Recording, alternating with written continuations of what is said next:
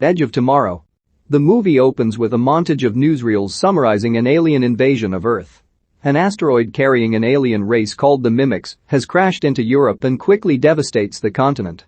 Just when things look hopeless, an allied army of humans utilizing new mechanized suits wins a major battle in Verdun, and a special forces soldier named Sergeant Rita Vrataski, Emily Blunt, is hailed as a hero after being credited with hundreds of Mimic kills. She becomes an instant icon and a recruiting boon for the human military as the united human armies try to use the momentum for Verdun to launch a multi-pronged final assault on Europe.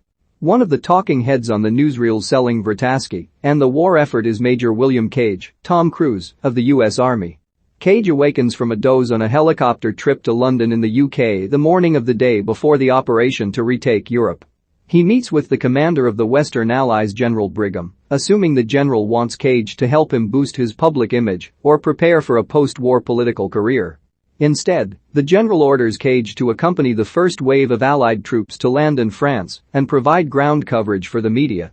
Cage, who was a ROTC cadet in college and has no experience in the field, tries various tactics to avoid the deployment, culminating with trying to blackmail the general via the media.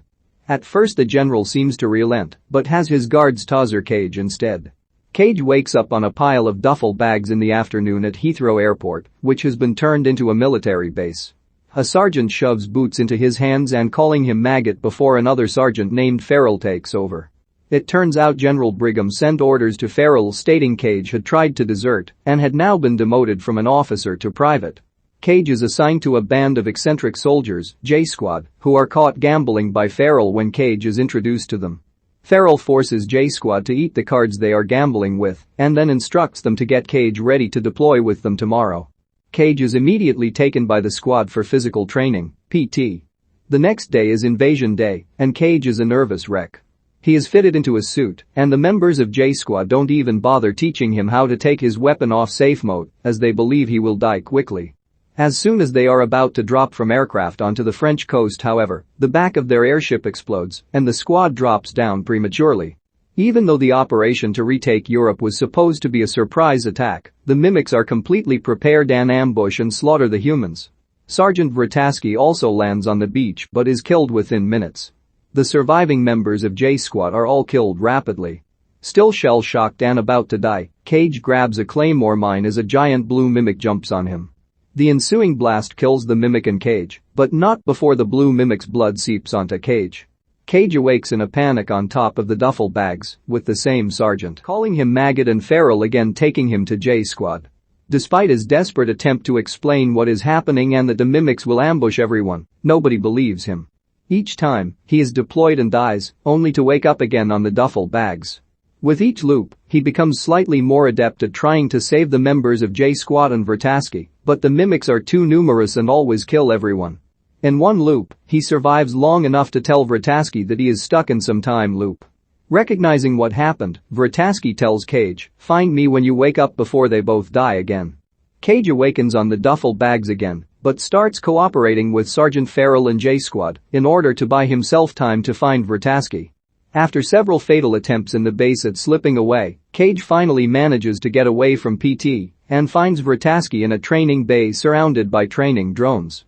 The Special Forces soldiers are all hostile towards him, and Vrataski greets him rudely, but when he explains Vrataski asked for him, she whisks him away to a weapons building bay where her acquaintance Carter works. Once there, they go to a back room, and Cage gets an explanation from Vrataski and Carter. Vrataski was also stuck in a time loop in Verdun, explaining how she came to be able to kill hundreds of Mimics single-handedly by the final loop. The loop was created by the blood of the large blue alpha Mimic. Ordinary Mimics are human-sized and orange, but once the looper receives a human blood transfusion, the loop is broken, and the person will die permanently. As such, Vrataski instructs Cage to always make sure he dies fully, instead of being accidentally resuscitated like she was post-Verdun, an act which broke her out of the loop cycle.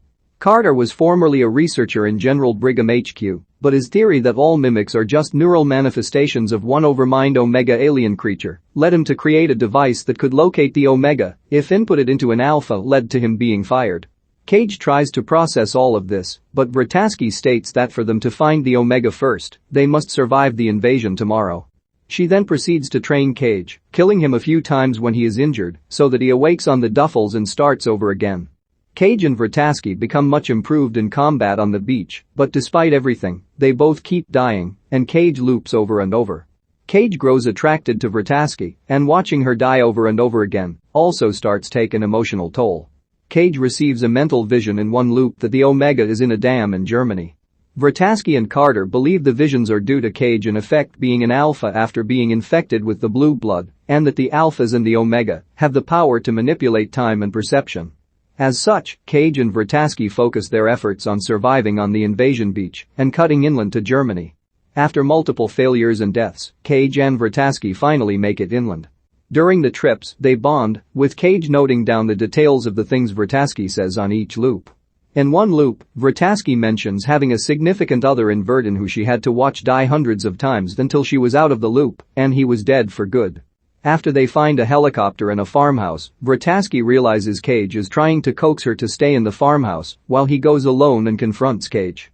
Cage admits they have looped to the farmhouse multiple times already, but every single time Vrataski dies, so he is trying to spare her from dying again by going alone. Shocked and offended, she intentionally gets them killed. In the following loop, Cage decides not to seek out Vrataski and instead escapes the base. However, the mimics end up attacking London and killing everyone, thus sending Cage back all over again. Cage eventually succeeds in making it to the German dam alone, but finds nothing and is almost imprisoned by the mimics before he manages to drown himself. In the next loop, Cage, Vrataski, and Carter put the pieces together and figure out the visions, and Vrataski's success in Verdun was all a ruse by the Omega mimic Overmind. The Omega had let the humans win at Verdun in order to lure the humans into invading Europe, where all the human armies would be ambushed and annihilated.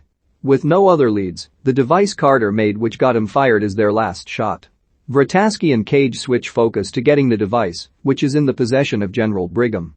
After several fatal failures, they manage to get the device and stab it into Cage's leg. Cage then sees the true location of the Omega in the Louvre Museum in Paris. After seeing this, their getaway car crashes and the airbag knocks out Vrataski before she can kill Cage. Cage awakens strapped to a hospital gurney, under arrest. He realizes he is out of the loop now as he was given a blood transfusion following the car crash. Vrataski breaks the two of them out, but with no more loops left and only several hours before the doomed invasion, Cage decides to go back to the base and find the misfit J-Squad to take them to Paris. Cage's now intimate knowledge of J-Squad and Vrataski credibility convinces J-Squad, and they all take an aircraft and fly to Paris. Once at the Louvre, the mimics crash their airship, and in the ensuing firefight half of J-Squad are killed. Cage, Vrataski, and the three remaining J-Squad members decide to use the remaining engine power to slide the airship into the Louvre and detonate grenades to kill the Omega. The rest of J-Squad sacrifice themselves in the slide, and Cage and Vrataski make it into the museum. Once there, Vrataski tells Cafe she will distract a patrolling alpha mimic while he will go and detonate a grenade belt on the Omega, which is submerged underwater at the bottom of the Louvre.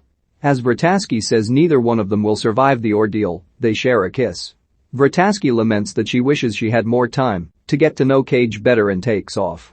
Cage dives underwater to get to the Omega. After a brief chase, the Alpha catches and kills Vrataski. The Omega senses Cage and sends the Alpha back to catch Cage.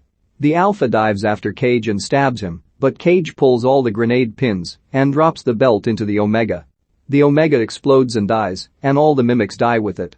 As Cage dies, the Omega's blood seeps into him, much like the Alpha's blood did at the start. Cage wakes up shocked and finds himself on the helicopter trip to London from the morning before the invasion. He lands and sees on the news that after mysterious explosions in Paris, the mimics have all died off, and the human forces will commence sweeping through Europe the next day. All the members of J-Squad are seen alive, and well as Cage arrives in the base. Cage goes to find Vrataski, but whereas now everyone treats him with respect as he is a major once more, when he finds Vrataski she greets him with the same rudeness as she did each time they first met in every loop. Seeing this, Cage breaks out into a big grin.